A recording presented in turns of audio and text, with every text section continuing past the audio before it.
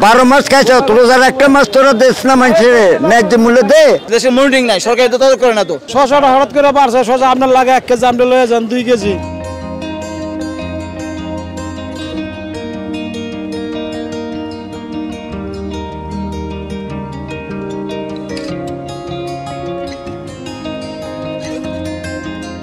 পাঁচটা জিনিস 50 টাকা কিনতে হয়, এর অবস্থা। দেশে মনিটরিং নাই, সরকার তো তদন্ত করে না তো। একদিন 50 টাকা 20 টাকা ডিফারেন্স হয়ে যায়, কারণটা কি?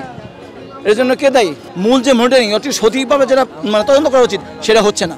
রোজা আসছে আর তার দাম বাড়িয়ে বসে আছে, সেজন্য আমরা কম কম কিনতেছি আর কি, আগের মতো তো কিনতে পারতেছি না, কম কম কিনতেছি। তো এটা হলো ব্যবসায়ীদের একটা সিন্ডিকেট, মানে ব্যবসা তো একটা সমাজসেবামূলক কাজ, তাই না? কিন্তু তাদের মধ্যে সেই টেন্ডেন্সি নাই, তারা কিভাবে পয়সাটা হাতিয়ে নিবে এই চিন্তা ভাবনা করে তারা সবসময় মুভমেন্ট করতেছে। আমাকে ওই জাতি তো মনে করুন লুবি জাতি, কেন শর্টকাটে বড় লোক হইয়া যাবো, সুযোগ পাইলে আমরা সন্ধানে করিয়ে লালে। 1 টাকা যদি বাড়ে আমি 10 টাকা বাড়া লাইলাম, আর 10 টাকা লাগাতে 50 টাকা বাড়া লাইব, এভাবে বাড়তেই থাকে, কেউ কমানোর দিকে চায় না। আরে 12 মাস খাইছো, রোজার একটা মাস তোরা দেশ না মানুষের ন্যায্য মূল্য দে। আল্লাহর কাছে কি জবাব দিবি? টাকা পয়সা কি করবি? তুই এত চলে দিবি, 80 টাকা হালি করতে আসলে এমু, তখন তো নিতিব, একালি তো নিতেই।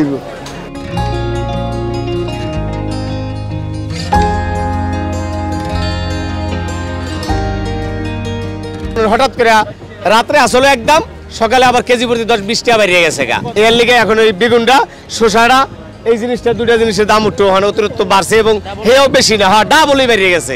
এইও মনে করেন থাকবো, বেশি হইলে সপ্তাহখানি থাকবো, এরপর আর থাকবো না। গত সপ্তাহ থেকে কেজিতে 20 টাকা বেশি আর কি। গত সপ্তাহে এখন যেভাবে চাহিদা, সবাই তো খায়, কম আর বেশি আর কি। গত সপ্তাহ তো আর সবাই খায় না। আগে দেখা যায় শতকরা 60 জনে খাইছে শসা, এখন শতকরা খায় 92 জনে। ভাই গতকালকে বেগুন 60 টাকা কেজি কিনছি রাতের বেলায়, সকালবেলায় দিয়ে বেগুন পাইকারি বাজারে 50 টাকা বেচতে পারি না, আবার রাত্রেবেলা ভাই 60 টাকা কিনে 50 টাকা দিয়ে বেচছি।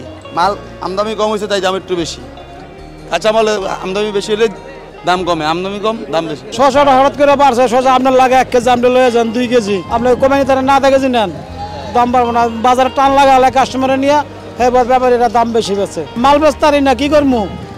কালকে সবাই গরুর গোশত খাইছে বলে রাত্রে ভাত, আর আমরা খাইছি ডাল দিয়ে ভাত।